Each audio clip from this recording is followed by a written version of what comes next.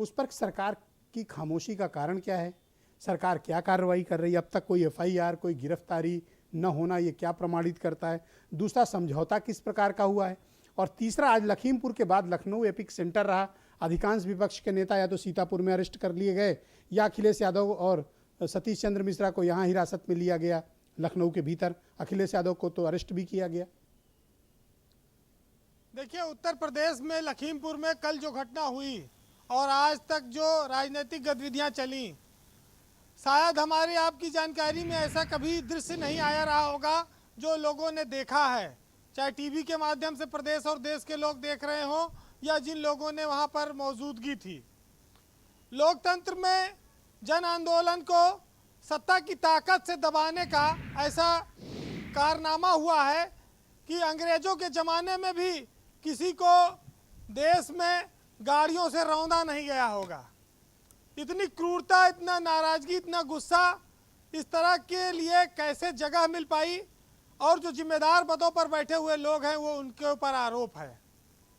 देश के बड़े बड़े नेता पूरी रात सफ़र कर रहे हैं। प्रियंका गांधी जैसी नेता, जिन्हें लोग राजनीतिक पैटर्न के लिए बीजेपी वाले आरोप लगाते हैं, वो आती हैं। पानी बरस रहा था लखनऊ में भयंकर ज़बरदस्त, पूरी रात भीगती हुई पैदल मोटरसाइकिल पर पुलिस से लड़ती भिड़ती गांव की पगडंडियों से वो सीतापुर से आगे निकल गई, हर गांव तक पहुंच गई। वहां उनको गिरफ्तार कर लिया गया।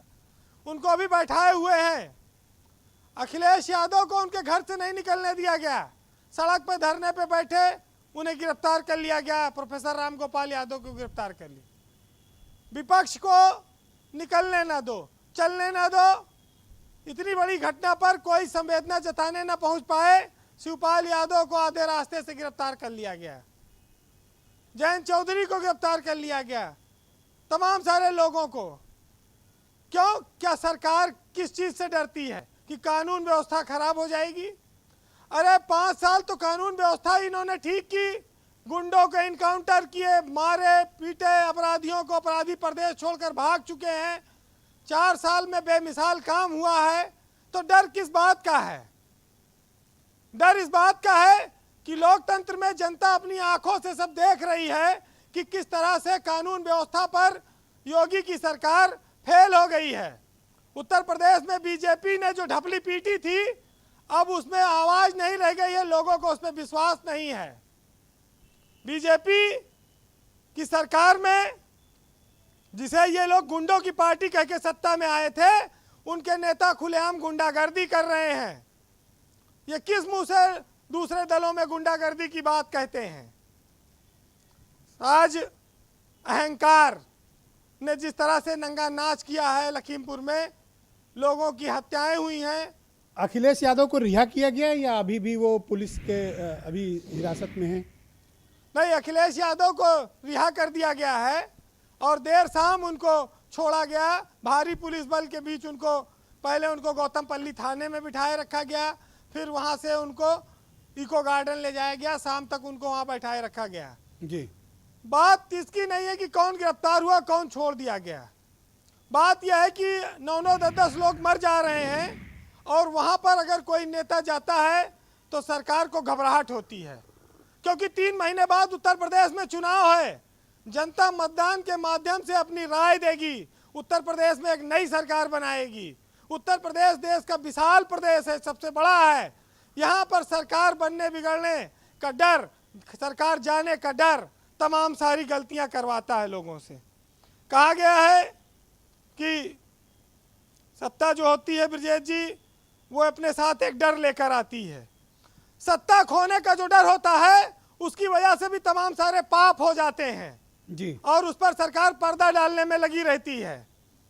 आज सोचिए कि प्रियंका गांधी जी, मतलब प्रियंका ही कांग्रेस है, कांग्रेस ही प्रियंका है। जब इस देश में नारा लगता है, वो शीर्ष लीडर है कांग्रेस की, और उनके साथ किस तरह से 2 दिन से उनको बंधक बना के गिरफ्तार करके रखा गया है।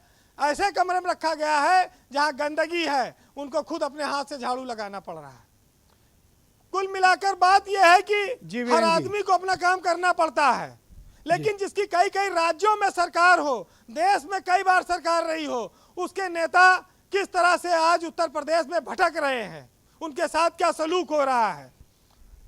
अहंकार में आदमी फूल तो सकता है, फल नहीं सकता।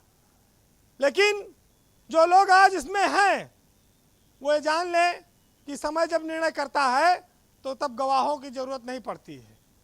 आज सत्ता के दम पर, चाहे लाठी के दम पर, चाहे जिसको रोका जाए, कोई केंद्रीय मंत्री है, किसी का बेटा, किसी के परिवार के लोग, किसी के समर्थक निर्दोष लोगों पर गाड़ियां चढ़ा दे, कुचल डालें, ऐसा शायद हमने आपने कभी सुना ही नहीं था।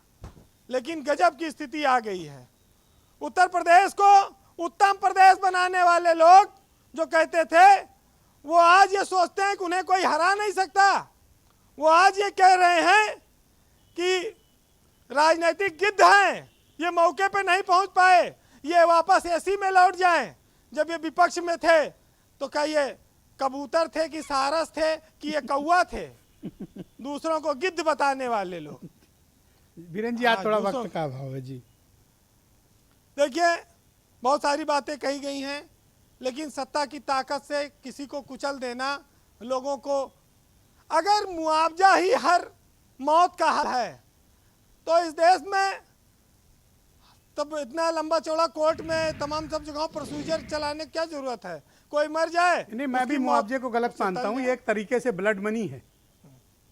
बहरहाल, तय करके भी गुनाहों की मौत का मुआवजा देखिए जरा फिर सत्ता कैसे मुस्कुराने लगी है। और जो सत्ता में बैठे हैं उनको हर तरह का अधिकार है कि जिधर से गुजरो धमाल कर दो, हरी जमीनों को लाल कर दो, और तुम्हें सियासत ने हक दिया है और जिसे चाहे हलाल कर दो। बहुत बहुत शुक्रिया आपका बीरेन जी, संक्षेप में अपनी बात रखने के लिए। अनीता अग्रवाल जी।